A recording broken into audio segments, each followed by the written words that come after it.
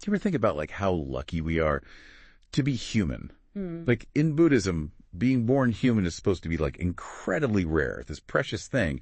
But then you see all these people and they're acting so badly, being selfish or greedy, even like cruel. Right. And it makes you think, how does that all square with karma? Wouldn't those actions lead to, like a worse rebirth? Yeah, it's a question that's puzzled people for ages. And, even within Buddhism, there isn't like one simple answer. Right. Today, we're diving into this Reddit thread where people are kind of wrestling with this exact question, trying to make sense of why people who are quote unquote bad seem to get this good rebirth as a human. Makes sense. Makes sense. I've definitely seen those discussions get pretty heated online. Yeah. So where do we even begin unpacking this? Like, how do we even start?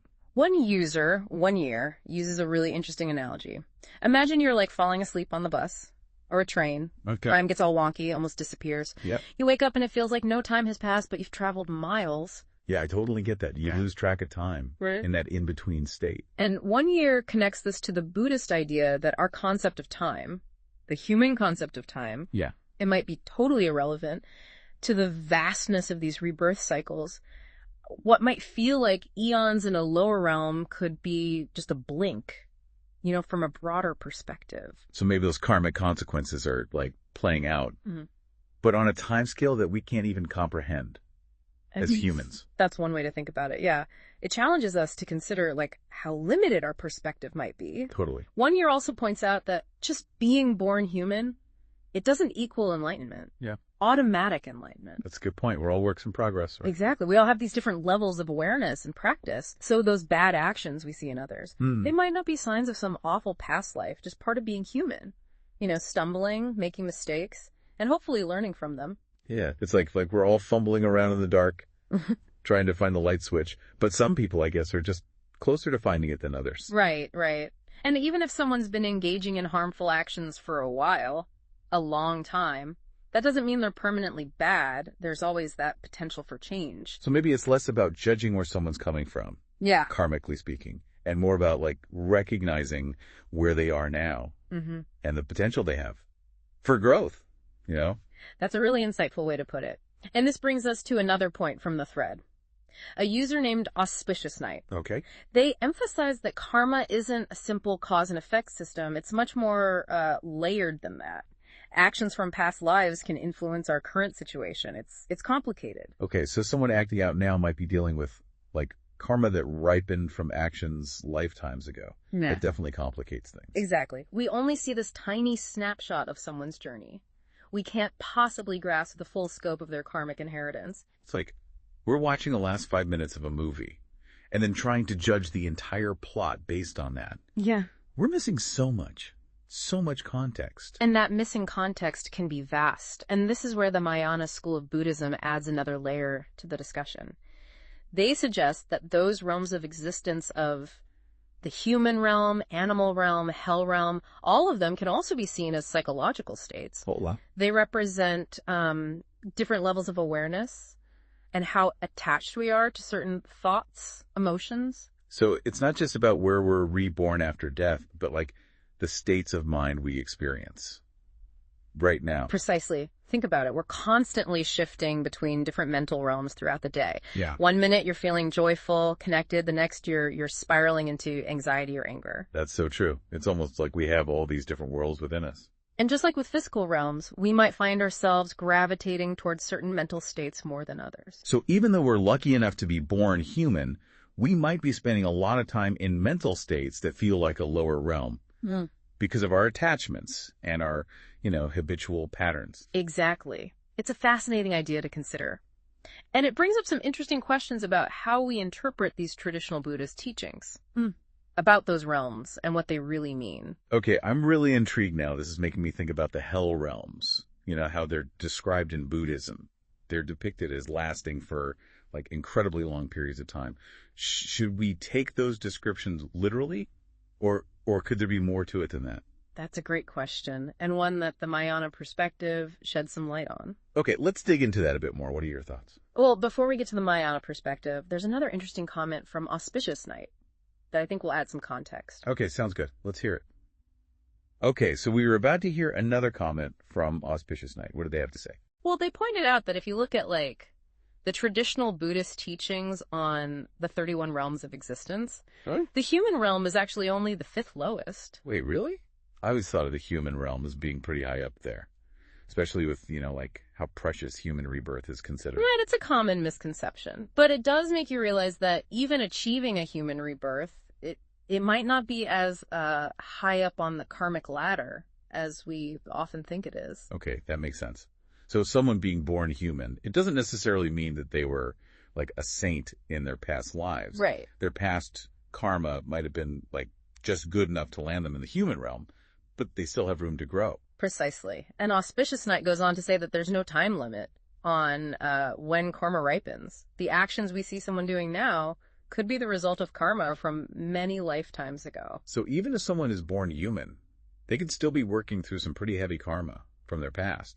Exactly. We have no idea what kind of actions someone might have taken in previous lives. It could have been all sorts of things that are now influencing their current behavior. It kind of makes you think twice about judging people, doesn't it? We're only seeing this tiny, tiny sliver of their journey, and we have no idea what they've been through in past lives. Yeah, it's a humbling reminder that things are rarely as simple as they appear.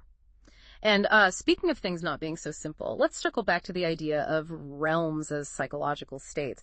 I think this user, Mayana, brings up some really fascinating examples to illustrate this point. Okay, I'm all ears. They start by talking about the animal realm. You have creatures like worms, who are pretty simple organisms. Right.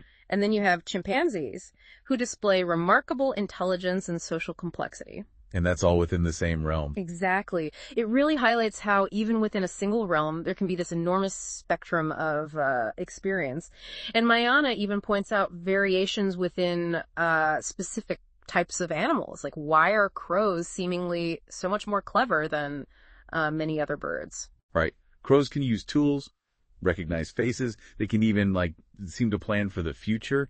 It's mind-blowing. But, does this all tie back to those realms as psychological states somehow? It does. Think about it this way. If even the animal realm has this much diversity of experience, it suggests that other realms, like the hell realm, might also have much more nuance than we typically imagine. Okay, I'm following you. So it's not just a single monolithic experience of suffering. Exactly. And this user actually points out that there are traditionally 18 levels of hell described in Buddhism, 9 hot and 9 cold.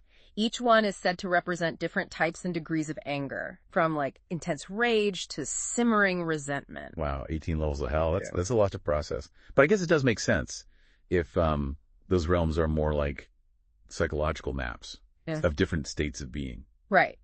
It's not just about physical location after death, but about the mental states that we cultivate and inhabit, both in this life and beyond.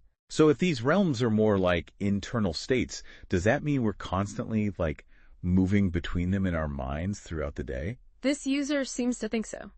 They point out that we all experience those moments of kindness, compassion, generosity. Right. But we also have those moments of selfishness, greed, and anger. We all contain the potential for these different states within us. That's a really powerful way to think about it. So even though we may have the good fortune to be born human, we could still be spending a lot of time in those more quote-unquote hellish states of mind, depending on our attachments and our, habits. Precisely. And Mayana suggests that each of us tends to have a favorite realm, a state of mind that we gravitate towards more often than others. So some people might, naturally lean towards compassion and understanding, while others might, find themselves getting stuck in anger. Yeah. Or jealousy more easily. Exactly. And this leads to an even more thought-provoking idea. Okay, let's hear it. What else did this user have to say? They proposed that the realms we experience after death might be extensions of the mental habits that we cultivate during our lives. Whoa. So if we spend a lot of time dwelling in, negative states, like anger or resentment, those tendencies might carry over into our future rebirths. That's what this user suggests. It really highlights the responsibility we have to, work on ourselves and cultivate more wholesome mental states, not just for our own well-being in this life, but for the sake of our future rebirths as well. It makes you think about how important it is to, be mindful of our thoughts and actions. We're not just shaping our present experience, but also setting the stage for our future lives. That's a profound way to think about it. And it brings us back to why the concept of human rebirth is considered so precious in Buddhism. It's not just about having a comfortable life. It's about having that opportunity to wake up from suffering and cultivate true freedom. Okay, so we've explored a lot of ground here. We've talked about how karma is more complex than we might realize, how the realms of existence can be seen as psychological states, and how our mental habits in this life might influence our future rebirths.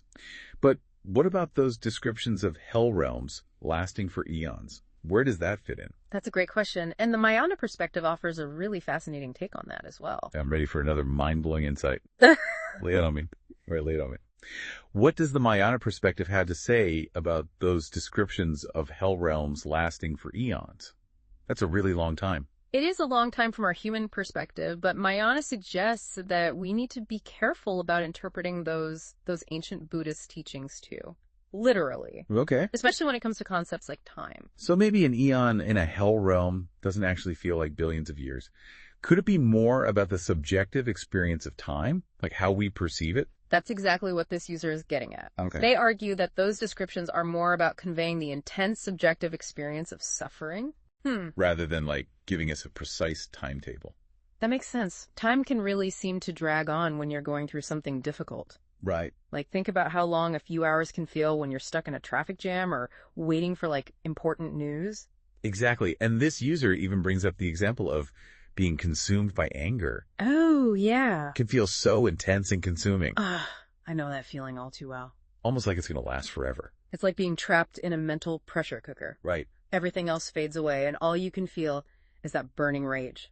And that, they suggest, could be seen as a glimpse into the experience of a hell realm. Okay. Even if it's not literally lasting for thousands of years. So it's more about the quality of the experience, the intensity of the suffering, rather than the quantity of time. That's a really different way of looking at it. It is, and this user goes on to caution against getting too caught up in trying to reconcile these ancient Buddhist teachings with our modern scientific understanding of the world. Trying to fit these profound spiritual concepts into a neat little box, defined by our current scientific knowledge. Exactly. They argue that Buddhism isn't trying to provide a scientific explanation of reality. Right. It's offering us a different way of seeing and understanding our experience, a way that goes beyond the purely material. So it's not just about acquiring knowledge, but about shifting our perspective. Yes. Expanding our awareness. Expanding our awareness to encompass this wider view of reality. And to illustrate this point, they share a really interesting anecdote about a Tibetan teacher who was asked whether a particular deity, really exists. What did the teacher say? The teacher replied, "Of course, in fact, a friend of mine dreamed about him just last week." Wow, that's such a different way of thinking about existence. It challenges our assumptions about what's real and what's not. It does, and it highlights the importance of subjective experience in Buddhism. Okay. It's not just about objective facts and evidence. It's also about acknowledging the validity of those inner experiences, even if they can't be, measured or proven scientifically. So it's about honoring both the outer world, the world of phenomena that we can observe with our senses, and the inner world. Yes. The world of, noumena, the world of direct experience. Precisely, and that's something that science, with its focus on the observable and the measurable, often overlooks. Okay, so we've explored a lot of ground here. We've talked about how karma is much more complex than a simple system of rewards and punishments, how the realms of existence can be seen as psychological states, and how our mental habits in this life can shape our future rebirths. But what does it all mean for us, the listeners? What can we take away from this deep dive into karma and rebirth? I think one of the biggest takeaways is that judging others based solely on their actions in this life, it's incredibly difficult. Yeah. If not impossible, we simply don't have the full picture of their karmic journey. So maybe a little more compassion and understanding is in order. Absolutely. And I think it also encourages us to take responsibility for our own mental states. If those realms truly are reflections of our own minds, then cultivating wholesome qualities like kindness, patience, and generosity. It isn't just about being a good person. It's about shaping our experience both now and in the future. That's a powerful thought. We're not just shaping our present, but also influencing the course of our future lives. And on that note, I think this deep dive has given us plenty to contemplate if those realms are truly states of mind. Yeah. What glimpses of them might we be experiencing in our daily lives? That's such a great question to ponder. It makes you look at your own thoughts and reactions in a whole new light. It does, and hopefully it inspires us all to cultivate a bit more awareness, compassion, and wisdom in our lives. Well said. Thanks for taking us on this deep dive. It's definitely given me a lot to think about. It's been a pleasure. And to all our listeners out there, we hope this deep dive has sparked some curiosity and introspection. Until next time, keep exploring, keep questioning, and keep diving deep.